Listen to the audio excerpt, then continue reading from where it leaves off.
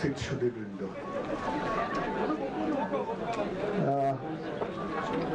আজকে একটা জালালাবাদ অ্যাসোসিয়েশন, ঢাকার জালালাবাদ অ্যাসোসিয়েশন একটা অত্যন্ত অ্যাম্বিশাস প্রোগ্রাম একটা পালন করছেন।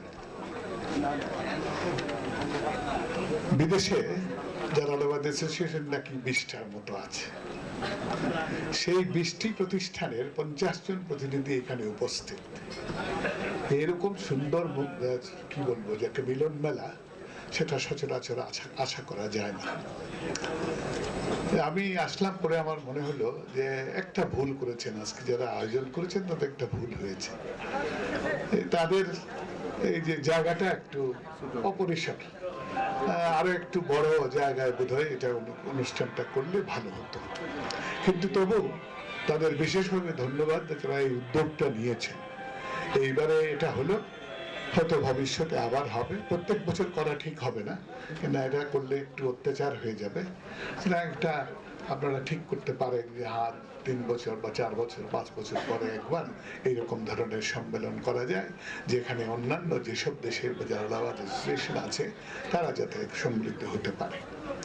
এবং এইরকম অনুষ্ঠানে অনেক ভালো ভালো জিনিস বিবেচনা করা যায়। যেমন ধরেন, জালালাবাদ অ্যাসোসিয়েশন ঢাকা একটা প্রকল্প হাতে নিয়েছে যে তারা একটা বিশ্ববিদ্যালয় স্থাপন করবে। তার জন্য কিছু জায়গা জমি লোকজন অবদান দিয়েছেন, পাওয়া গেছে। কিন্তু এটার জন্য যথেষ্ট কাজ করার প্রয়োজন। কারণ বিশ্ববিদ্যালয় একটা চালাতে গেলে শুরুতেই তার যদি ঘর বাড়ি ঠিক না থাকে, ওই ভাড়াটিয়া ঘরে এগুলো হওয়া ঠিক হয় না।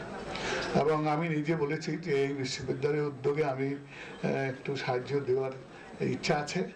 আমার মনে হয় আমি যেটা বলবো তাদের, যে তারা অতি সত্বর যেন একটা কমিটি করে সেই কাজটা হাতে নেন।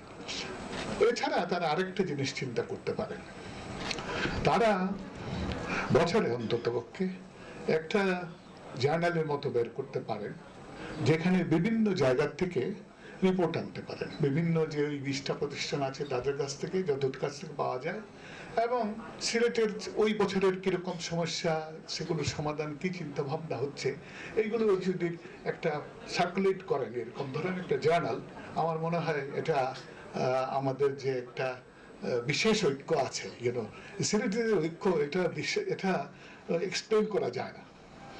ভারতবর্ষ দেখেন, এত বড় দেশ, কত প্রদেশ, সেখানে একটা সিলেট সম্মিলনী 1874 সালে প্রতিষ্ঠা পায়।